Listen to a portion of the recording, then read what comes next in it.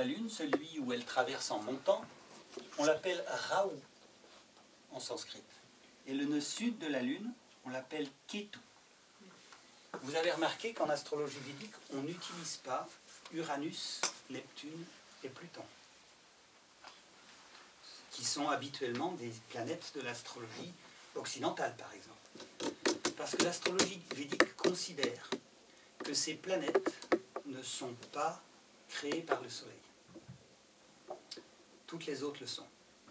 Considère que Uranus, Neptune et les autres corps, comme ils disent, c'est-à-dire Pluton n'est qu'un corps parmi d'autres, pas une planète, ce qu'on vient de décider aussi en science récemment, sont capturés par le Soleil. Et donc ne sont pas véritablement, ne sont que des hôtes, si on veut, ne sont pas véritablement des formes du Soleil ou des manifestations du Soleil. Et j'ai lu récemment dans un livre scientifique qu'il semblerait que certains théoriciens aient décidé que ce soit en fait la réalité, que très probablement Uranus, Neptune et Pluton n'aient pas été créés par le Soleil, ont été capturés dans le champ d'attraction du Soleil. Donc on ne les utilise pas. Voilà à quoi ressemble un thème de naissance, en l'occurrence celui de M. Pierre Bonnard. Alors je vous ferai remarquer que M. Pierre Bonnard était quelqu'un de très solitaire. Il a peint toute sa vie d'une manière assez privée, et même ses créations artistiques étaient généralement, même une fois vendues, pas véritablement considérées par lui comme appartenant à quelqu'un d'autre. Il y a des gens qui ont été obligés de le chasser de chez lui parce qu'il revenait chez les acheteurs pour corriger les choses sur les papiers.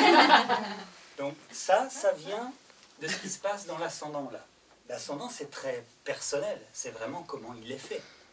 Donc pour vous montrer comment on s'y prend pour traduire un thème, je remarque qu'il a Saturne dans cet ascendant.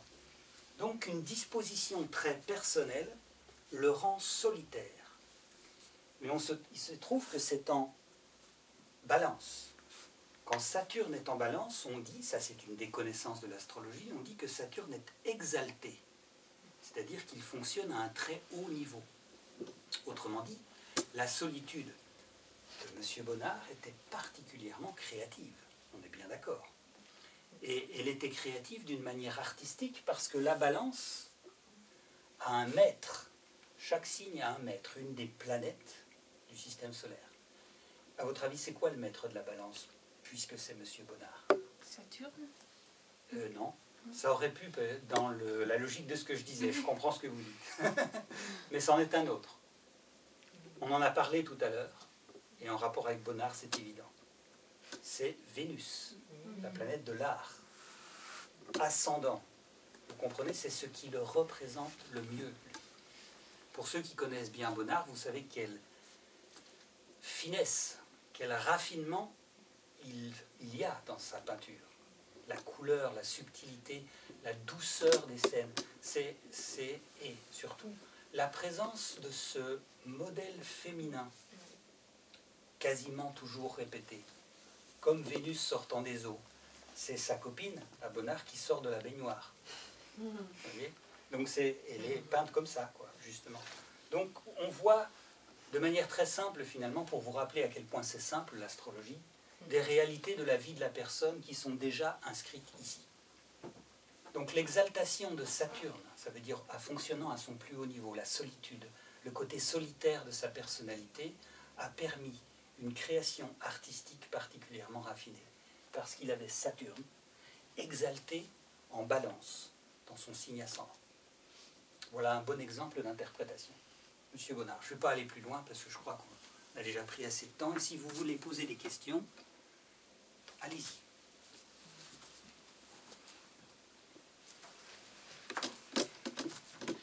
Moi j'ai une question sur la symbolique. Donc vous avez dit qu'il suffit de lire plus ou moins le thème, mais comment on connaît la symbolique? Ça, on l'apprend. Mais oui. ça vient d'où? De texte, du Veda. En tout cas pour l'astrologie védique. Hein. Mais oui. Comme de toute façon, je pense que toutes les formes d'astrologie, comme je le disais, ont été générées par l'astrologie védique, autant revenir à la base. Il y a des textes, par exemple, il y en a un qui s'appelle... Il y a des textes fondamentaux d'astrologie. Il y en a un qui s'appelle... C'est un grand nom, Parashara Ora Shastra. Ça, c'est un des textes fondamentaux de l'astrologie védique. Un texte qui a plusieurs milliers d'années et qui décrit précisément ces choses. C'est-à-dire qu'il va prendre chaque signe et dire ce signe, il est comme ceci, comme cela, il a telle qualité, il est chaud, il est froid, il y a énormément de choses qui sont décrites. Pareil pour les planètes, il décrit toutes les sous-divisions dont j'ai parlé, toutes les divisions du temps dont j'ai parlé, ces sous-divisions, etc. Et explique comment on peut les interpréter. Donc c'est des textes très anciens que j'ai étudiés complètement de A à Z et dans tous les sens et en sanskrit même, autant que ça m'a été possible. Je ne parle pas du tout sanskrit, hein, c'est pas la question, mais quand on a un bon dictionnaire en sanskrit, on peut s'en sortir. D'accord, mais la personne qui a écrit le texte, oui.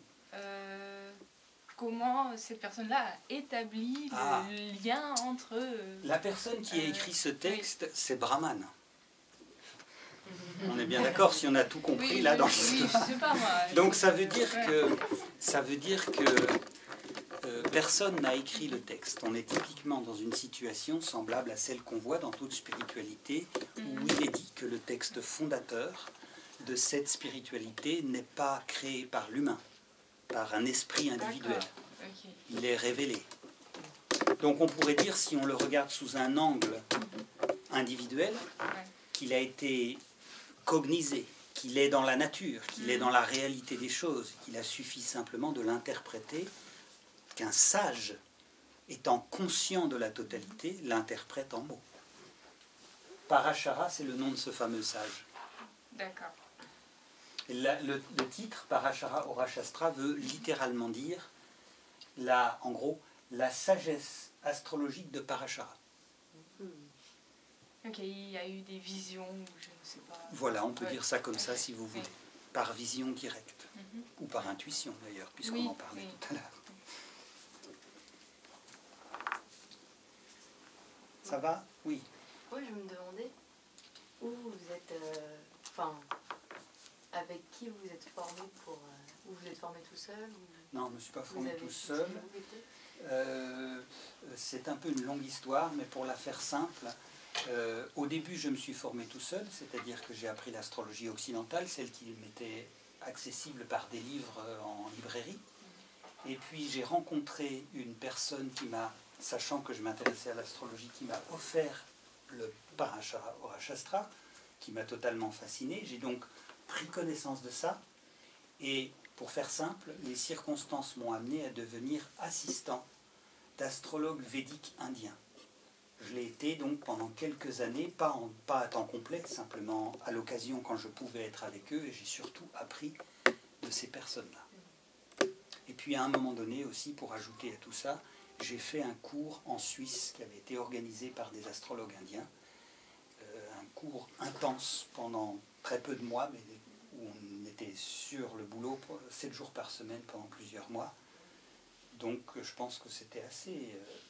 ça devait bien correspondre à ce qu'on aurait peut-être pu faire en une licence, je dirais, ce que j'ai fait. Voilà. Mais est-ce que tu es allé en Inde quand... J'ai jamais mis les pieds en Inde de ma vie. Non. Parce que, il y a deux raisons pour ça. D'abord, j'ai un peu peur d'aller en Inde.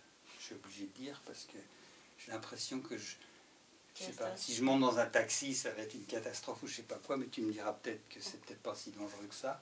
Mais je sais pas, j'ai toujours l'impression que l'Inde, c'est... Mais un coupe-gorge. Un coupe-gorge, oui. Voilà, quelque chose comme ça. Donc je dois être complètement à côté, sans doute, mais c'est pas grave. Je vous dis les choses telles que je les dis. En fait, je pense aussi que ça, en Inde, c'est pas tout à fait pareil. C'est pas vécu au mieux. Parce que pour ajouter un petit peu en réponse à cette question, j'ai toujours eu un maître indien, un sage, qui m'a guidé et qui a été celui qui était derrière cette formation en Suisse dont j'ai parlé. Et il est beaucoup ma référence, c'est mon maître. même s'il n'est pas astrologue védique lui-même. C'est lui qui a voulu que je le sois d'une certaine façon et qui m'a nommé à la fin de cette formation astrologue védique.